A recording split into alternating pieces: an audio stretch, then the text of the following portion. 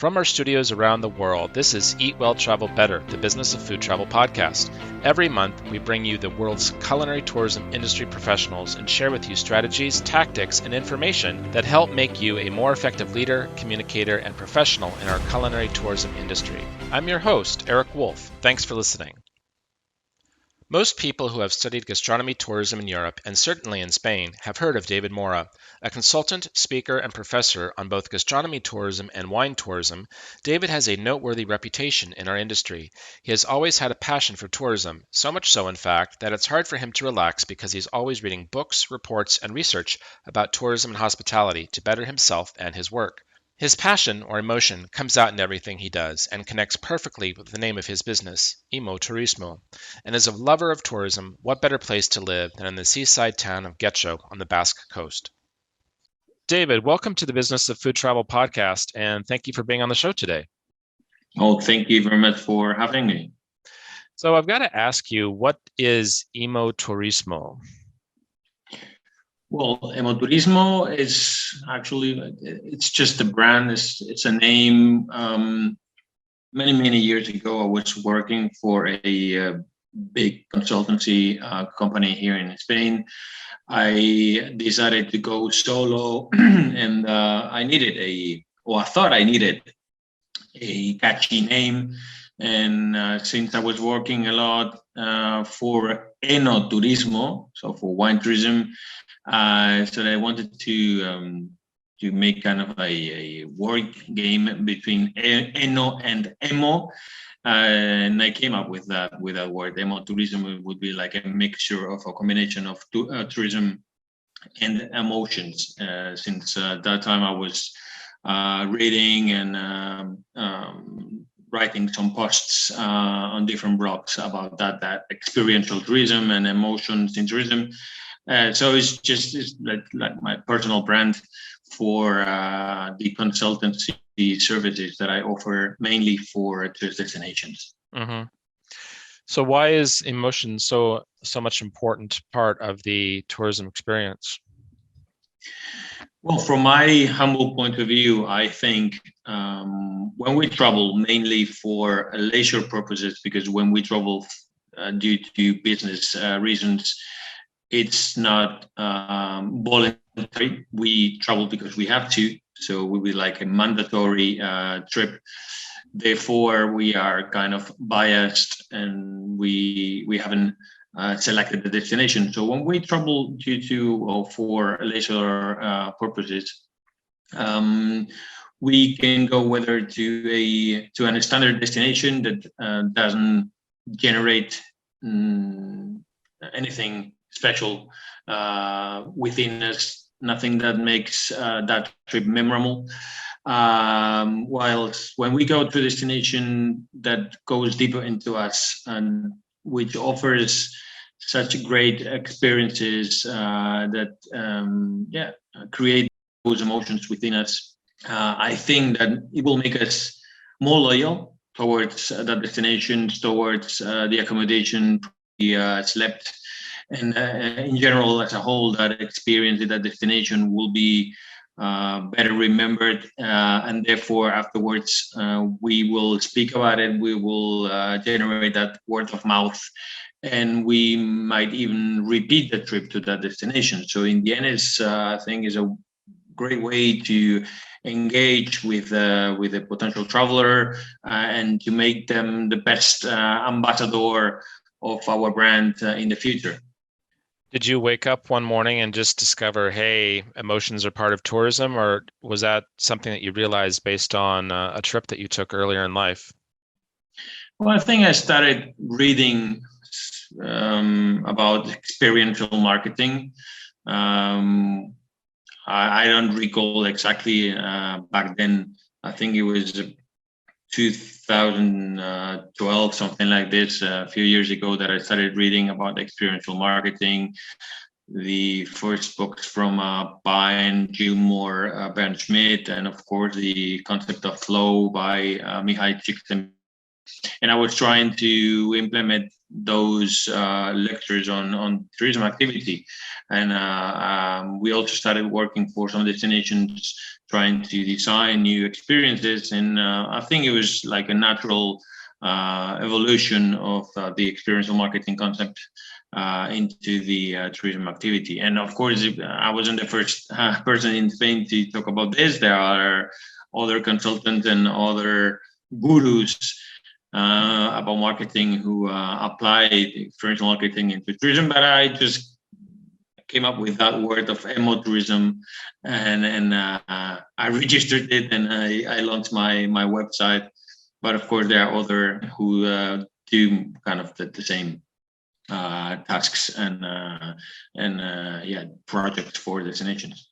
So you've been doing this for about 10 years. Were you working in tourism before, or what were you doing before that then led to your interest in a career in tourism consulting?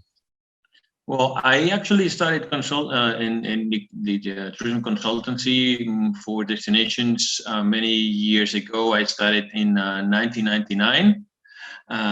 So more than, over 20 years already. I studied tourism. I did a BA in tourism in my hometown here in the Basque Country in Spain, in Bilbao. After that, I was working for a hotel as a front desk agent in Bilbao. And I took a master's degree in tourism management in Germany. And so my whole career has been devoted to the tourism activity. And as I said, over 20 years working for mainly for tourist destinations in strategic plans, marketing plans, designing new products, tourist products, also training services. So it was even before that time that I already started working for destinations. It's already a long career, but I still enjoy it. I have a great passion for tourism. So you're Basque. Do you speak Basque? Unfortunately, I do not. We have to. When I was a kid, when I went to high school, we had to study it, but as a subject. And my let's say social closest circles, everybody speaks Spanish. Now it's different. Now young kids they do hold at the high school, primary school, secondary school, everything is in Basque. So now it's easier. But so I do not. I speak Catalan because I lived in Barcelona for 5 years, and I learned it and I still use it, but it's a pity I don't speak Basque. Well, it's a hard language. I love languages, and I know it's a completely unique language in the world. And I started to go into it a little bit, and then I think it was when I learned that there are 16 cases, I think I stopped there. Yeah, it's hard, and I may catch some words, and when I watch telly, some simple sentences I may understand, but as a whole, I don't get it. It's a pity. Well, it sounds like your career is kind of like mine, where you just absorbed with tourism and tourism development, and everything you do in your life is centered around that. Would you agree with that? Yeah, absolutely, and I'm very happy with it. Yeah, it's almost like a disease. Once you catch it, you just can't get rid of it.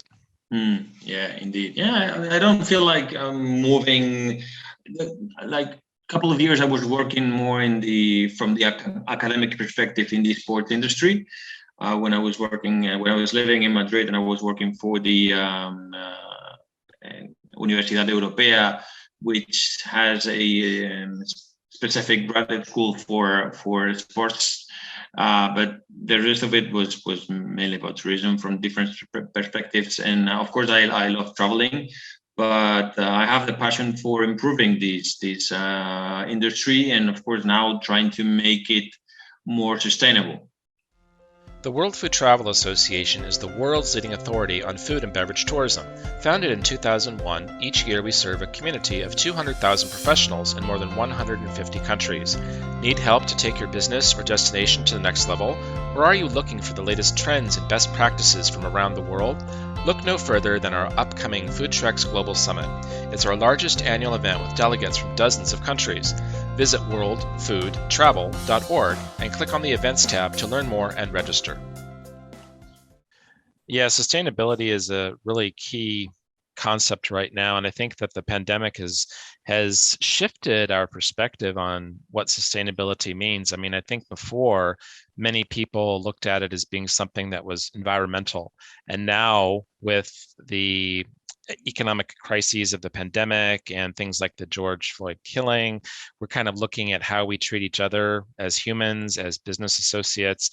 And people are, I think, are finally starting to see that sustainability is about the sociocultural impact, the economic impact, and environmental. So the triple bottom line. Yeah, absolutely. And even a couple of years before the start of the pandemic, which it was like the final trigger for the industry to really believe on the sustainable future of tourism.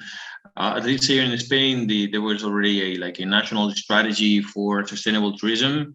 They were the national government and also the regional the autonomous communities. They were trying to shift from a mass tourism scheme towards a what they call the quality tourism, even though it's not a concept that I like, because normally they link quality tourism with affluent travelers. So trying to change also the positioning of Spain as a tourist destination, also focus on climate linked or climate bond activities and more not so seasonal tourism. And definitely with the pandemic and now the EU funds are really linked or committed to a sustainable development. Every destination are now working on a sustainable strategy for the future. So this might be one of the well, I wouldn't say advantages or positive outputs of the pandemic. You're talking about the sustainability strategies and trying to coordinate them throughout Spain. And if we shift from sustainability into gastronomy, because that's obviously what we're focusing on, I am really surprised that Spain has not done more to promote gastronomy tourism. I think Rioja and Navarra kind of stand on their own, as well as the Basque Country for the food. But for example, in Andalusia, where I'm living now, they have wonderful olive oil, they have wines, but they don't promote any of it that I've seen. It's all about the sun and the sand. Well, yeah. First, we have to understand that it's the autonomous communities, these regional governments that have the competencies for the tourism industry in their region and also for the promotion. Even though we have the National Tourism Board that is called Tour España, which is quite well known in the industry. We have, I think, 32 tourist offices worldwide in different locations in the main outdoor markets. It is true that it's hard to reposition a destination as Spain, which has focused the promotion so much on, as you said, on sun and sea activities. Of course, destinations or regions like Rioja or others in the hinterland, those who have no coastline, they have to focus more on heritage, and gastronomy is part of let's say, living heritage. Andalusia, of course, it's one of the biggest regions in Spain, and so many, is a great variety of resources. Not every province in Andalusia has so much to offer regarding gastronomy.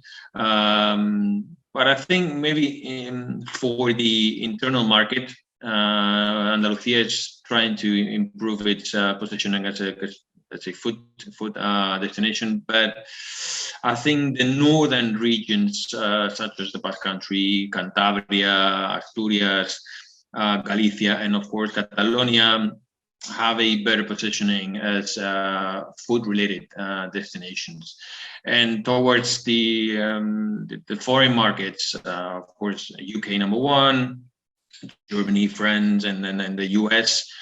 I don't exactly know how they perform outside abroad when they go to trade fairs or when they go to organize workshops and presentations.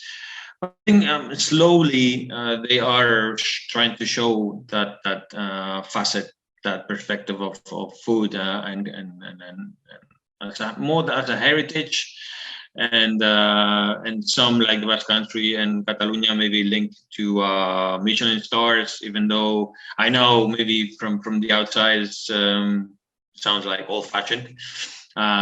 Maybe we still do not understand properly what the food tourists in markets like the US or the UK are really looking for. Maybe we have to make more research about that. That might be true, yes. Well, I think you're absolutely right. When I talk to friends in Spain and ask their opinion and their perspective on the gastronomy and exactly what we were just talking about, I think the Spanish are very proud of their cuisine, and rightly so. There's wonderful cuisines throughout the country, and the Spanish are very happy to point out the strengths of Catalonia or Extremadura or Galicia. You know, you as Spaniards can articulate all of these differences. But when you talk to someone from the UK or Germany or US or Canada or Australia or Hong Kong, and you talk to them about Spanish food, they will tell you, I've heard of paella, I know Mhm. sangria, I know about tapas. They may know that the Basque Country has some Michelin restaurants. And then you say, okay, well, what else do you know about Spanish food and drink? Oh, well, wines come from Spain. Okay, yes, that's true. What else do you know? And then they just kind of can't say much more than that. And then you talk to them Mm. about France or Italy, and they can't stop talking about those cuisines. So do you think Spanish food abroad has an image problem? Well, of course. I don't know. Maybe it's because you cannot find good Spanish restaurants in those countries. When I travel to the US, or I mean, like long haul destinations or long haul outdoor markets, it's really hard to find good Spanish restaurants, or at least restaurants in which you find like the real deal, good recipes with original ingredients. That's hard. Of course, we have nothing to do against like the Italian, because at least in the U.S., millions of Americans have Italian ancestors, and it's part of the American culture, like pizza and pasta, and so on and so forth. So against that, it's very difficult to compete.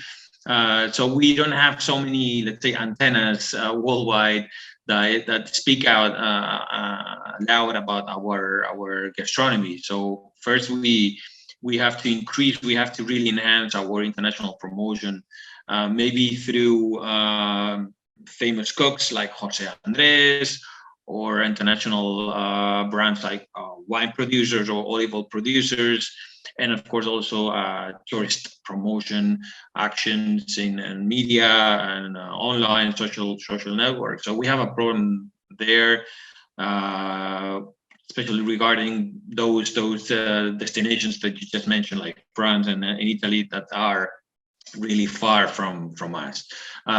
So we have a big gap that we have to overcome. And so we have to invest a lot. We have to invest more, try to catch up with those big boys. Yeah, and I think also when you talk about Americans specifically, and you ask them about Spanish cuisine, they confuse the language with the cuisine, and they say, "Oh, you mean Mm. Mexican food?" No, I don't mean Mexican food. I mean food from Spain. Mm. And they don't know about jamón. They may have seen gazpacho once on a menu somewhere sometime, didn't know it was from Spain. You know, couldn't tell you where in Spain gazpacho is from. None of that. You know, we just don't have that tradition, I think, where, like you said, with the Italian immigrants, at least people have a really good understanding of different pasta shapes, different sauces. They know that in northern Italy, the food tends to be more like French food with creamier sauces. Southern Italy tends to be more tomato-based sauces. These are things I think that most Americans understand, but when it comes back to Spanish food, I think they would probably be more comfortable talking about Spanish wines.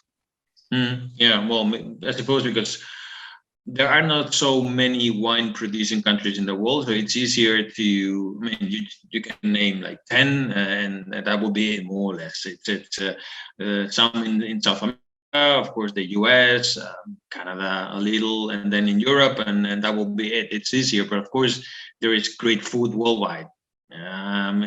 Almost any country in the world has something special to offer. Maybe we have to leverage some recipes that you just mentioned, like paella and gazpacho and tapas, and then those who have the interest, maybe they will let's say dig in and they will go deeper into that and look for other ingredients or other products. And but it's hard, of course. For Spain as a gastronomy tourism destination, we have to deal with the European markets like the UK, France, Germany, Italy, well, also Sweden, the Netherlands, and some of these countries. Of course, they know better. It's easier for them because they are really close. Italians, of course, there's also it's easier for them to understand.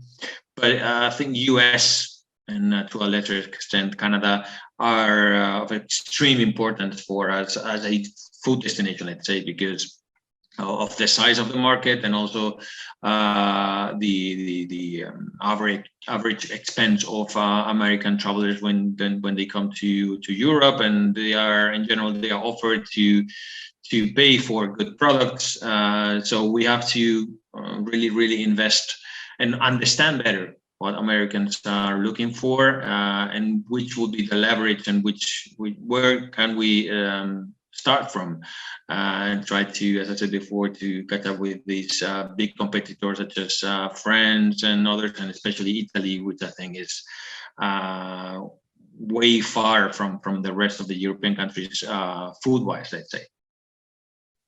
You've obviously traveled a lot. Do you have a favorite food destination? And you can't say Basque Country. Well, I'm open to anything. I like eating. I love trying new flavors. Almost anything. So I'm really open to any taste. Maybe right now I'm more into Asian food. I love Japanese and Japanese food, but also Thai or Vietnamese and Chinese in general. So I think it's full of flavor, really tasty, different, very different to the Spanish taste. Indian, something funny occurs to me regarding Indian and Mexican food. The more I eat it, the more I like it. Maybe it's the more I understand it, and the more I see that it's so broad and so varied, and I'm really now the recipes that I'm cooking more at home, and especially those that I learned during the pandemic, during the lockdown, where Indian recipes, like I don't know, I'm trying to master the butter chicken, for example. So yeah, I'm really open to any kind of food worldwide, and and of course I always come back to the traditional Spanish food, but even within the Spanish gastronomies, different cuisines, I like almost anything. I eat everything. I'm not vegan, so I eat fish, I eat meat, anything. So I'm really pan eater. I like almost anything that, even spicy food, for example. It's not so usual here in Spain, but I like also spicy food. It's interesting that you talked about Indian and Mexican in the same sentence, and I'm wondering if you could explain something to me. Here in Spain, I've seen a lot of restaurants that feature Indian and Mexican food together, which as an American just sounds like the most bizarre combination possible. Like they just couldn't be further from each other. But in Spain, I've seen it throughout the country. Why is that done here? Well, and if you go to those restaurants, you're going to see are completely adapted to the Spanish taste. In general, people in Spain do not like spicy food. So we don't go to, how can I say that, like very radical, extreme tastes.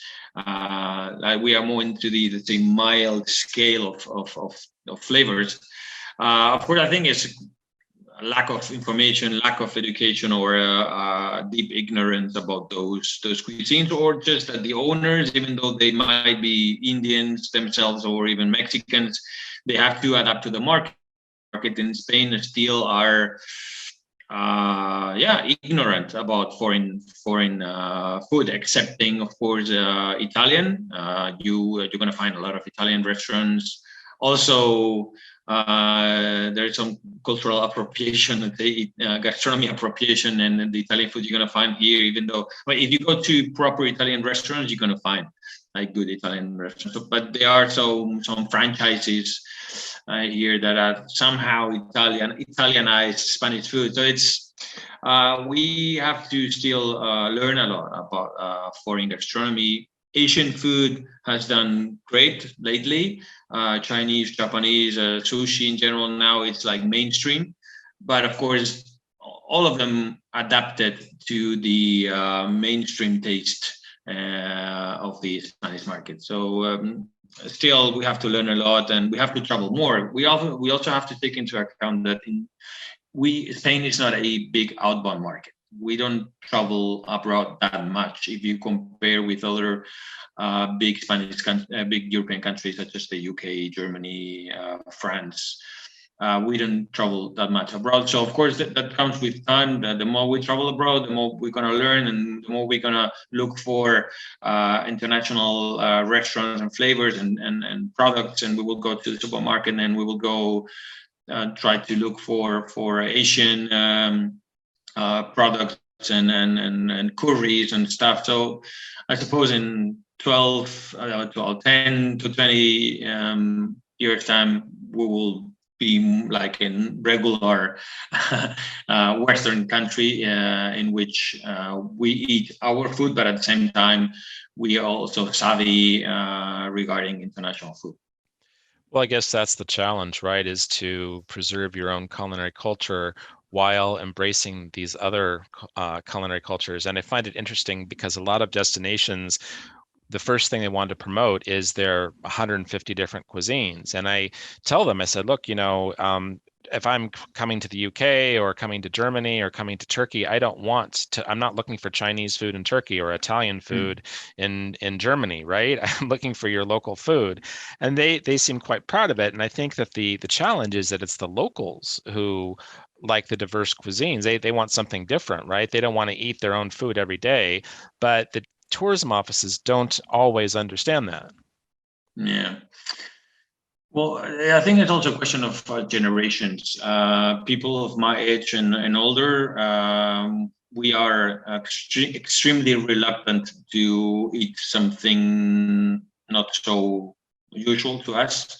Of course, those who travel more, they will be more open to international food. But as a whole, in general, people stick to the well-known tastes of Spanish food and Italian, Portuguese, but you won't find no Portuguese restaurants in Spain in general. Maybe of course Madrid, Barcelona, but the rest of the country, we eat Spanish omelette, we eat the gazpacho, we eat like our recipe. So it's gonna, with the new generations, we are also completely open to international trends through social networks.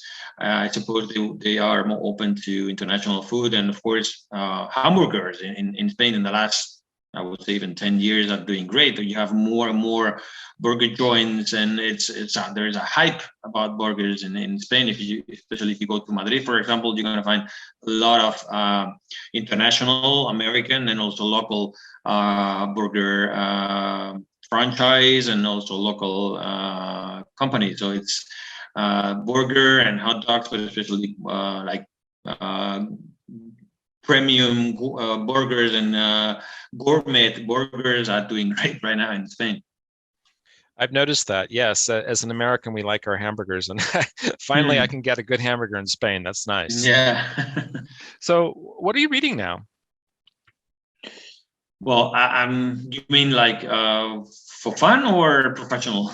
Yeah, no. What do you read for fun, or are you reading anything for fun right now? No. The thing, I don't know. There was a problem with me when during lockdown I was trying to read like normal books, like thrillers and historic novels, but I couldn't really concentrate. It was I don't know, something weird happened to me.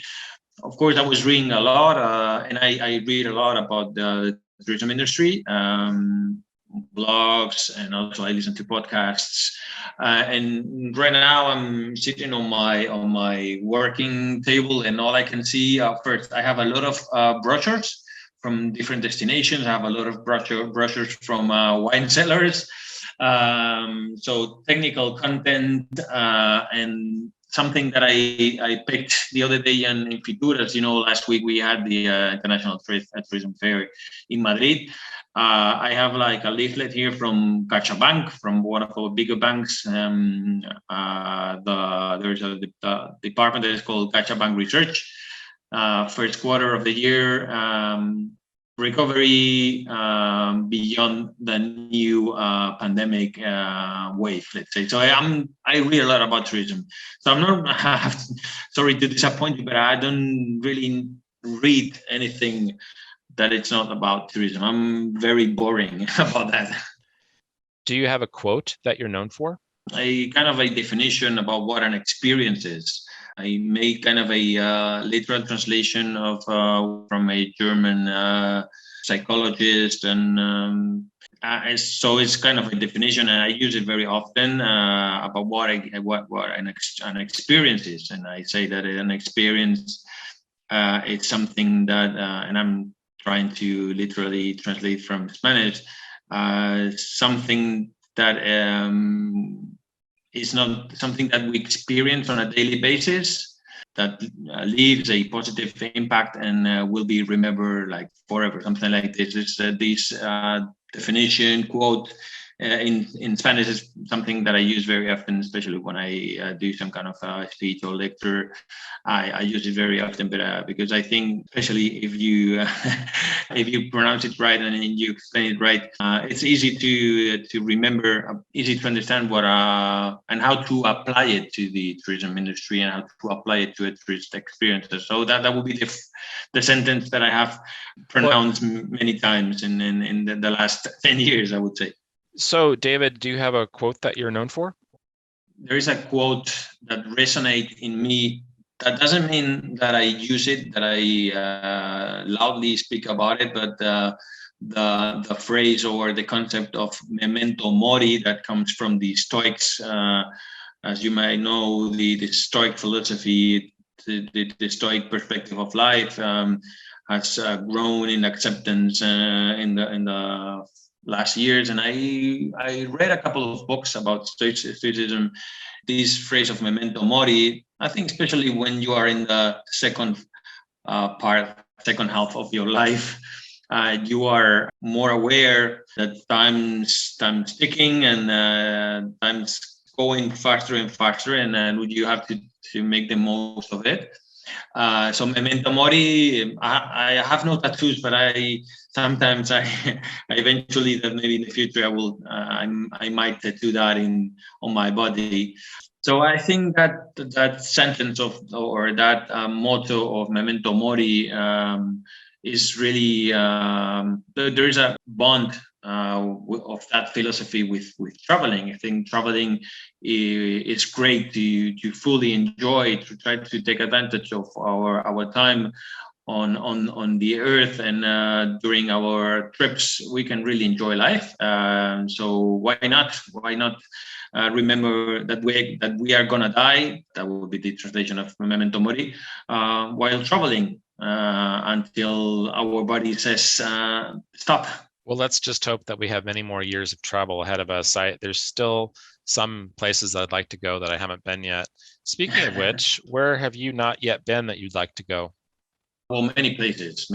I've traveled not as much as I would like, but I am also now more aware of the impact of traveling, and try to cut on emissions. And of course, flying until the airlines find out or do some more research about more sustainable fuel. I think I would like to go again to Japan because I loved it. I wasn't lost in translation, but I got a cultural shock when I was there, a positive shock, let's say. I loved it. And of course, the food in Japan is great. I would love to go to Iceland. This summer I went to Norway. I would like to repeat, but I also heard things about Iceland. And also to the US, I would like to drive from the east to the west coast. That will be that coast to coast road trip. That is something that I hope I can do when I retire. Those are something those destinations are currently top of mind. Okay, well, when you're ready for your US trip, let me know and I'll give you some pointers. Okay, fantastic. Thank you very much. David, as we're wrapping up here, I always like to ask our guests if they have a particular pet peeve in business or in life. I'm sure you have one, I've got one, everyone has one. What would be your one pet peeve that really gets on your nerves? Well, I think it's bad manners. Bad manners in daily life, something that really annoys me. People who are very noisy, who don't pay attention to the others that are around them. And that's something that even worse when we travel. Those who do not know how to behave, how to respect local communities, local cultures, who do not respect the customs of the destination, that really, really annoys me. And also, I think it's part of the act of traveling to respect those who live there, respect their culture, and try to adapt and try to understand as much as possible. So bad manners when we travel, that's something that really, really, really annoys me a lot. I couldn't agree with you more. It is something that also bothers me. And I think that when we travel, we should consider ourselves guests of the destination, not tourists, but guests of someone else's home. Absolutely, yeah. Well, David, thank you for your time today. It's been a very interesting conversation. I look forward to the next time that we can get together in person. I think we share a lot of the similar values. So look forward to future conversations with you. Fantastic. Thank you very much for the opportunity. Glad to be here, and hello to all the community, and congratulations for all the work that you have been doing in the last years. Thank you very much, David. Thank you very much. Take care. That's it for this episode of the Eat Well, Travel Better podcast. This episode is brought to you by the World Food Travel Association.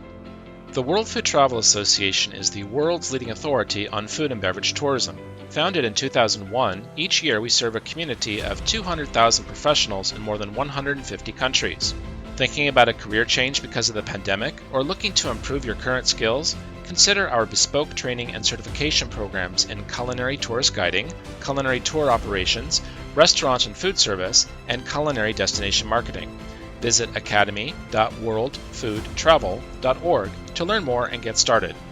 Finally, we'd like to hear from you regarding the podcast. We invite you to share your ideas, questions, and thoughts by emailing us at help@worldfoodtravel.org, or you can connect with us and comment about the episode on major social media platforms. Special thanks to our guest, David Mora, and thanks to you for joining us. I'm Eric Wolf, wishing you a safe, happy, and productive month ahead.